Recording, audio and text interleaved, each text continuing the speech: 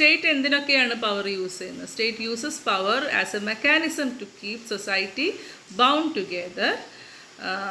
Second one is legislative function, judicial function, military function and planning function. ഇത്തരം ഫങ്ഷൻസൊക്കെ നിവൃത്തിയാക്കാൻ വേണ്ടിയിട്ടും കൂടെയാണ് സ്റ്റേറ്റ് പവർ എക്സേർട്ട് ചെയ്യുന്നത്.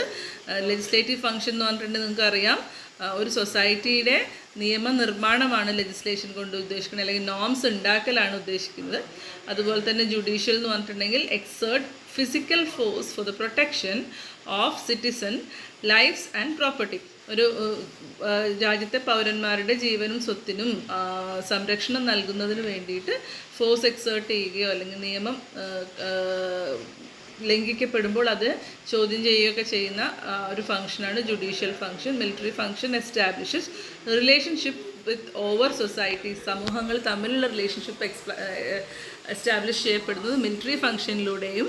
അതുപോലെ സ്കേർസ് ഗുഡ്സും റിസോഴ്സസും, ദൗർലഭ്യമുള്ള എന്താ പറയുന്നത്, വിഭവങ്ങൾ അലോക്കേറ്റ് ചെയ്യപ്പെടുന്നത്, കൃത്യമായിട്ട് ഡിസ്ട്രിബ്യൂട്ട് ചെയ്യപ്പെടുന്നതൊക്കെ പ്ലാനിങ് ഫംഗ്ഷനിലൂടെയും ആണ്. Okay, now Max Weber is a politician.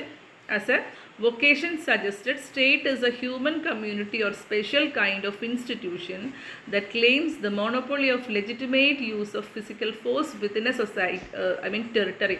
ഒരു പ്രത്യേക പ്രവിശ്യയിൽ അല്ലെങ്കിൽ എന്താ പറയുക, ഭൂഖണ്ഡത്തിൽ എന്താണ് ഫിസിക്കൽ ഫോഴ്സ് നിയമപരമായി ലെജിറ്റിമേറ്റ് ആയിട്ട് മോണോപ്പൊളിയോടെ, കുത്തക അവകാശത്തോടെ ഉപയോഗിക്കാം എന്ന് ക്ലെയിം ചെയ്യുന്ന, എന്ന് അവകാശപ്പെടുന്ന സ്പെഷ്യൽ കൈൻഡ് ഓഫ് ഇൻസ്റ്റിറ്റ്യൂഷനെ എന്ത് വിളിക്കാം?